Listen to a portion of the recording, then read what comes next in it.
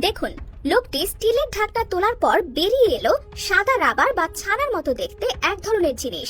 লোকটি বড় পুডিং এর মতো জিনিসটি থেকে একটি স্লাইস নিয়ে প্লেটে রাখলো, তারপর আবার সেটিকে ছোট ছোট স্লাইস করে কেটে নিল। এটি যে এক ধরনের খাবার তা বোঝা যায় এর উপর গার্লিক সস, চিলি অয়েলের মতো উপাদান ঢেলে দেওয়ার পর।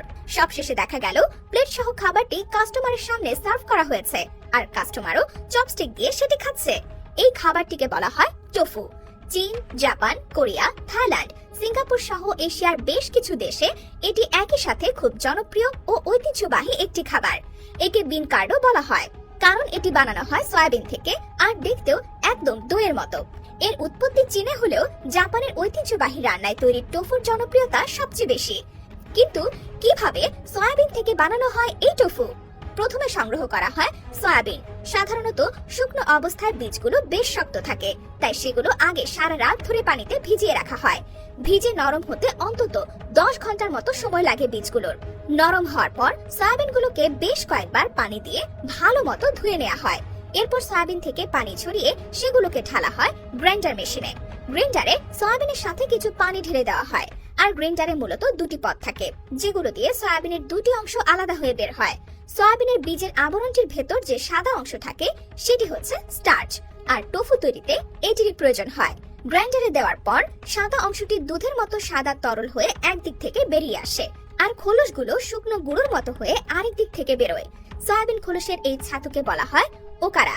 অধিকাংশ সময় এগুলো বিভিন্ন ফার্ম বা কৃষকদের হাতে চলে যায় তাদের গবাদি পশুদের খাওয়ানোর জন্য। আর এইদিকে দুধের মতো তরলটিকে বলা হয় সয়া মিল্ক বা সয়া দুধ। প্রাণীজ দুধের মতোই উপাদেয় এই উচ্চ প্রোটিনযুক্ত সয়া দুধ। তবে সয়া মিল্ক পুরোপুরি ভাবে তৈরি হয় একে উত্তাপ দিয়ে ফোটানোর পর।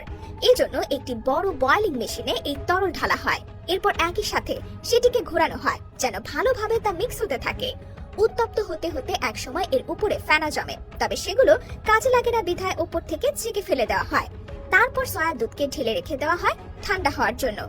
ঠান্ডা হলে দেখা যায় সয়া মিল্ক জমাট বেঁধে অনেকটা ছানার মতো হয়ে আছে। জমাট বাঁধা সয়া মিল্ক একটু নেড়ে চেড়ে সেগুলোকে ভালো মতো ছেঁকে নেওয়া হয় যেন এর মধ্যে থেকে পানি ঝরে পড়ে। এক্ষেত্রে কোনো কিছু দিয়ে সেগুলোর ওপর চাপ দিয়ে বা হাইড্রোলিক প্রেসারের মতো কোনো মেশিন ব্যবহার করে উচ্চ চাপে পানি ছেঁকে নেওয়া হয়। সব পানি ঝরে গেলে বাকি থাকে শুকনো ছানার মতো জমাট বাঁধা সাদা অংশ। এটিই হচ্ছে টোফু বা বিন কার্ড। এ সময় টোফু মূলত সেদ্ধ করা অবস্থায় থাকে, তবে এই অবস্থায়ও তা বিভিন্ন উপাদেয় খাবার হিসেবে পরিবেশন করা যায়। যেমন স্ট্রিট ফুড হিসেবে এই সেদ্ধ টোফুই দেদারসে বিক্রি হয়, আবার চাইলে একে ভেজে কিংবা রান্না করেও খাওয়া যায়।